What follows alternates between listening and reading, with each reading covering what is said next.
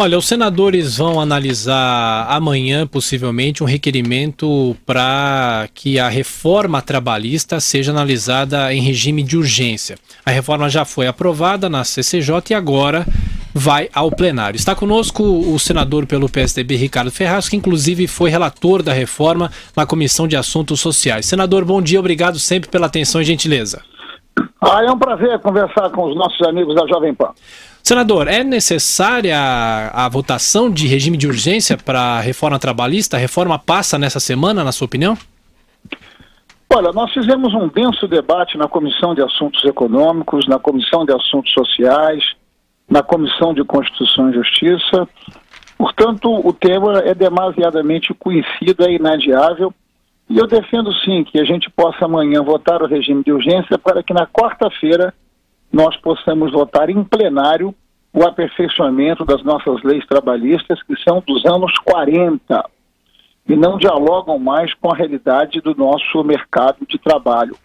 Uma das faces mais expostas e mais perversas da rigidez das nossas leis trabalhistas, da forma anacrônica com que elas se relacionam com o mercado de trabalho, é o fato de nós termos hoje no país 140 milhões de brasileiros em idade laboral, idade para trabalhar, 50 milhões de brasileiros estão protegidos pela CLT, 11 são servidores públicos, 39 são trabalhadores do setor privado, mas nós temos 90 milhões de brasileiros que ou estão desempregados ou estão posicionados em empregos informais que não lhes garante qualquer tipo de direito e estão subordinados e submetindo às regras mais primitivas, sem direito a 13º, férias e assim por diante. Então, este aperfeiçoamento, ele dialoga com a necessidade de você criar alternativas, de você fazer aquilo que é fundamental, que é manter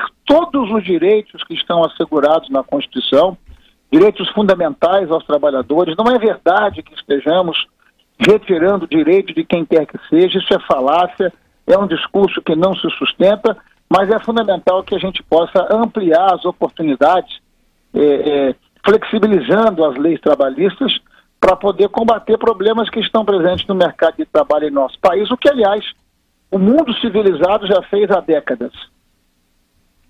Senador, em relação à questão da contribuição sindical, que é uma grande dúvida que ficou, que o governo estaria negociando inclusive com as centrais para evitar pressões maiores, alguma forma de parcelar ou postergar a aplicação aí dessa suspensão, transformar em uma contribuição, mudar o nome.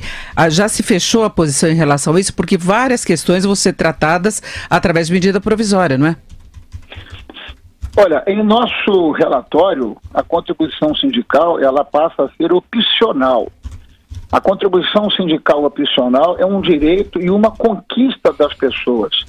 Não tem sentido, não faz sentido você obrigar as pessoas a contribuírem sem que elas possam fazer uma avaliação se o seu sindicato está performando ou não. Eu não sei se o governo tal vai fazer esse acordo.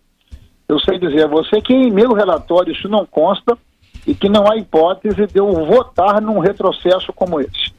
Senador, bom dia. A Vera, tudo bem? Ô Vera, bom dia. Bom dia.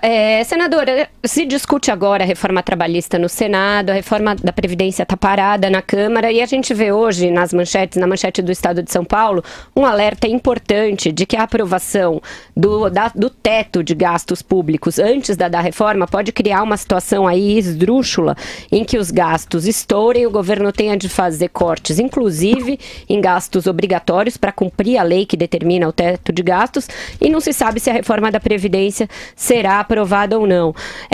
Além disso, é uma situação meio surrealista querer que o Congresso vote reformas dessa magnitude com um governo à beira do precipício.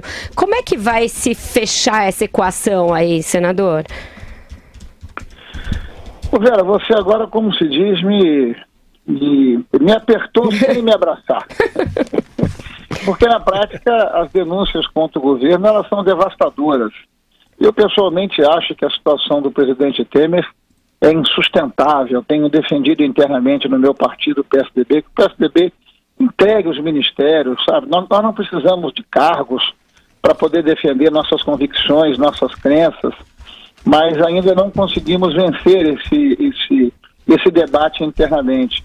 Quer dizer, na prática é isso que você está falando, ou seja, o governo é um governo frágil, é um governo que não tem como gastar a sua energia em resolver equações como essa que você apresenta, porque toda a sua energia está sendo gasta em torno da sobrevida do seu mandato.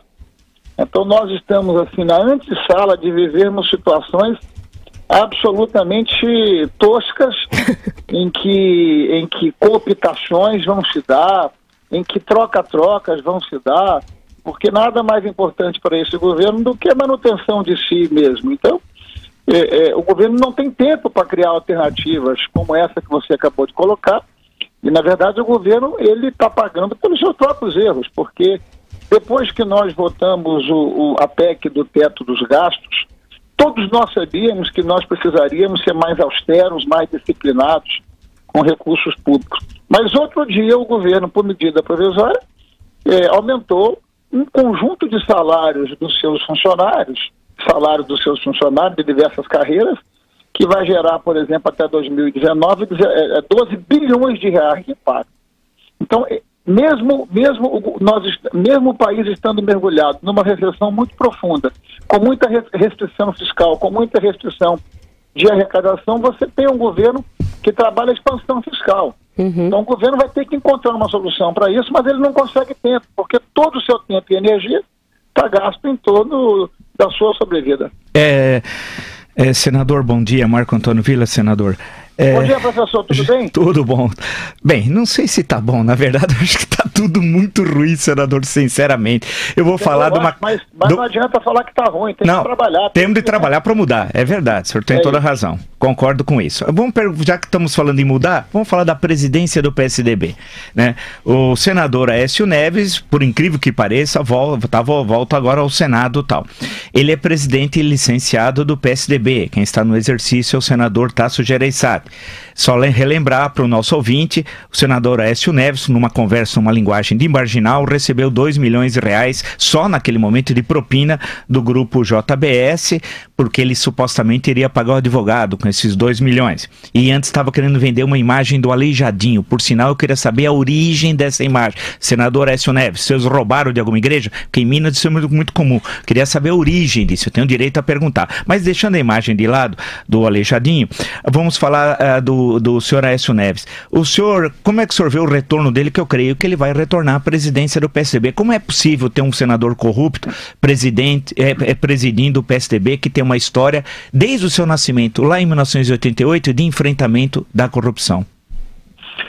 Olha, eu tenho defendido já há semanas, se não meses, a efetividade da presidência sob a gestão e liderança do senador Tasso Gereissati.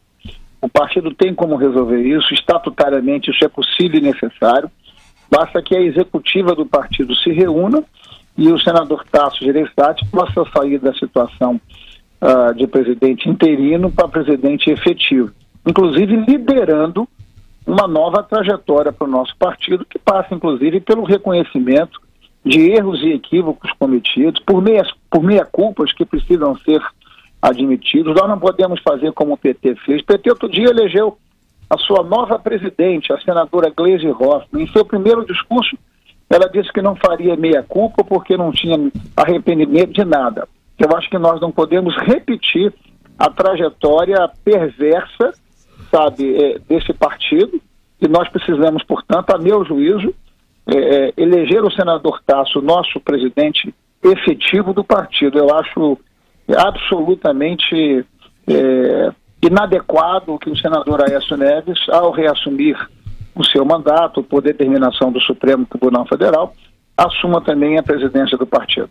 Senador Ricardo Ferraço, do PSDB, muito obrigado mais uma vez pela gentileza e atenção. Boa semana. Muito obrigado e eu que agradeço a oportunidade.